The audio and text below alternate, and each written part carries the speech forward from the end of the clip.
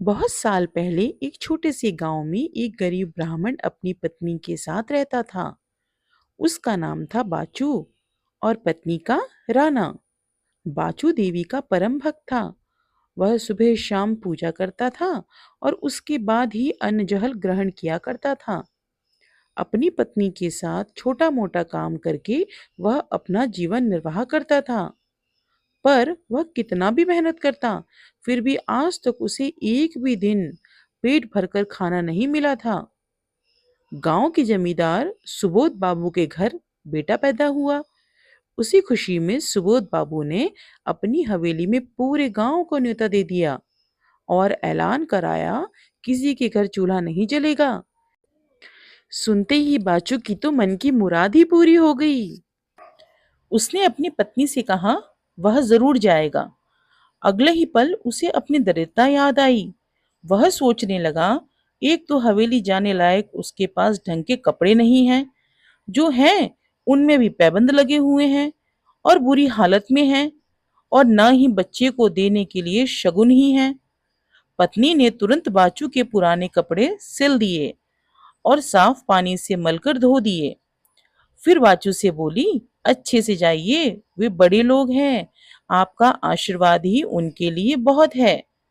दूसरे दिन बाचू सुबह जल्दी उठकर नहाकर और जल्दी पूजा करके थोड़ा सा गुड़ और एक लोटा पानी पीकर हवेली की ओर चल पड़ा।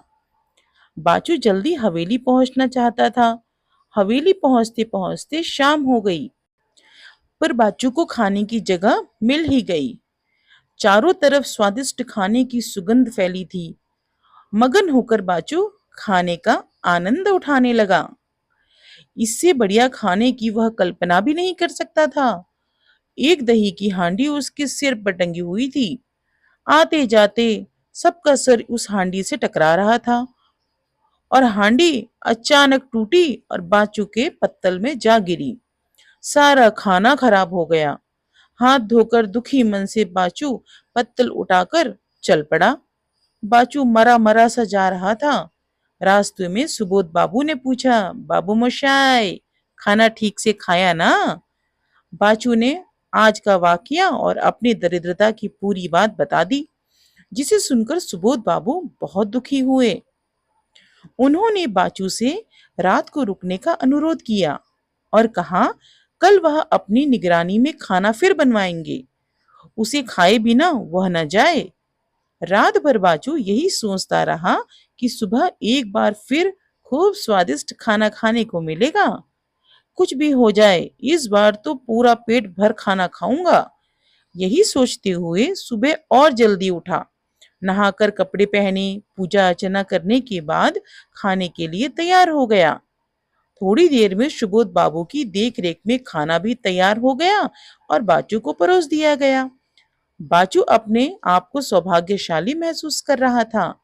आज वह खास मेहमान था। इतना खाना सिर्फ उसके लिए बना था। वह खूब चाव से खाना खा रहा था। पहली बार पेट भर गया, पर मन नहीं भरा था। खाना और बातें चल रही थी। हवेली के बाहर पीपल के पेड़ पर एक पीला भूत अपनी पत्नी और बेटे के साथ रहता था। भूत बड़ा शैतान था। उसने बाचू को इतनी देर से खाना खाते देखा तो उसे शरारत सूझी।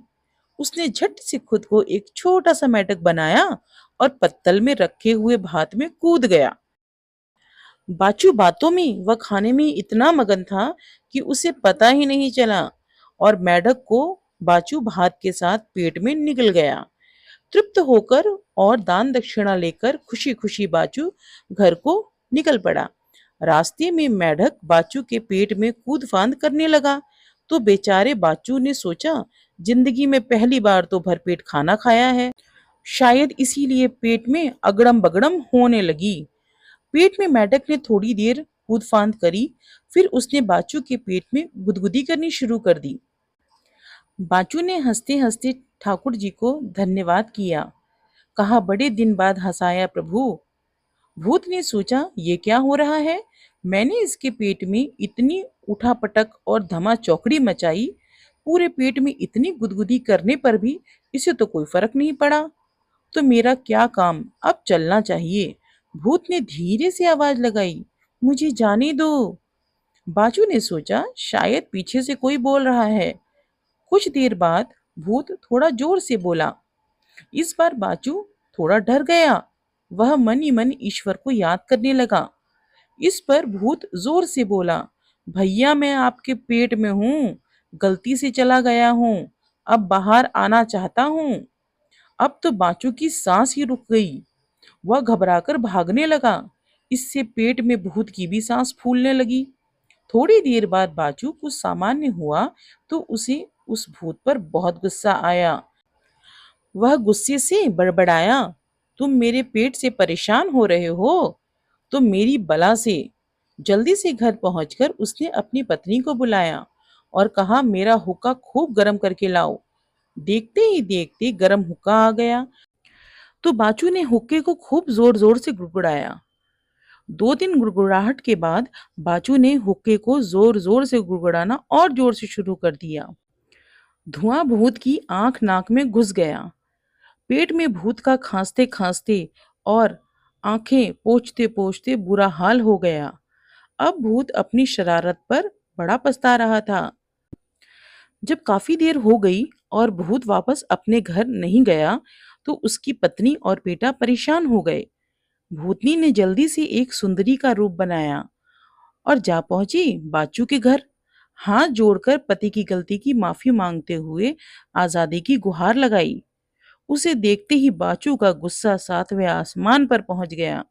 उसने पास में पड़ा डंडा जोर से जमीन पर पटका और उसकी तरफ दौड़ा और चिल्लाया, उस समय कहाँ थी जब तुम्हारा पति मेरे पेट में गया था? मेरा सारा धर्म भ्रष्ट कर दिया और जब से मेरे पेट में है मुझे तंग कर रहा है। मैंने तो डंडा रखा है तुम्हारे पति के लिए। उसे जरा सा निकलने की कोशिश करी तो डंडे से मार मार कर उसका भुर्ता बना दूंगा। भागो यहाँ से, नहीं तो तुम्हारा भी वही हाल करूंगा। बड़ी आई भूत की वकालत करने वाली, मेरे पेट में तुमसे पूछ कर गया था। बेचारी भूतनी अपना सा मुंह बना करके वापस लौट गई।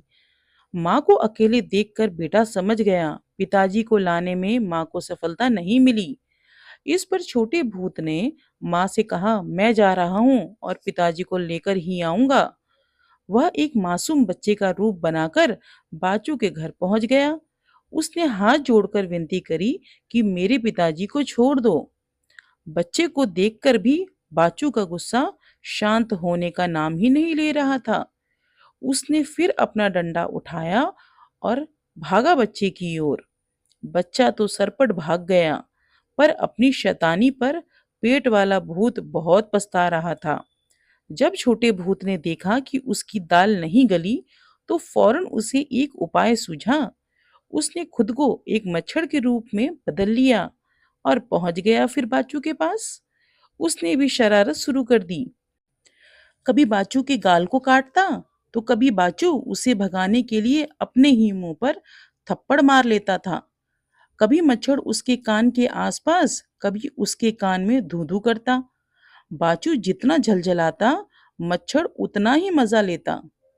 थोड़ी देर बाद मच्छर बाजू की नाक में घुस गया। अब तो बाचू की नाक में सुरसुरी दुरदुरी सब होने लगी। आछी आछी करते करते उसका बुरा हाल हो गया। इस बार छींक इतनी तेज थी कि पेट का मेढक वाला भूत मुंह के रास्ते बाहर आ गिरा और सरपट भाग कर चैन की सांस ली।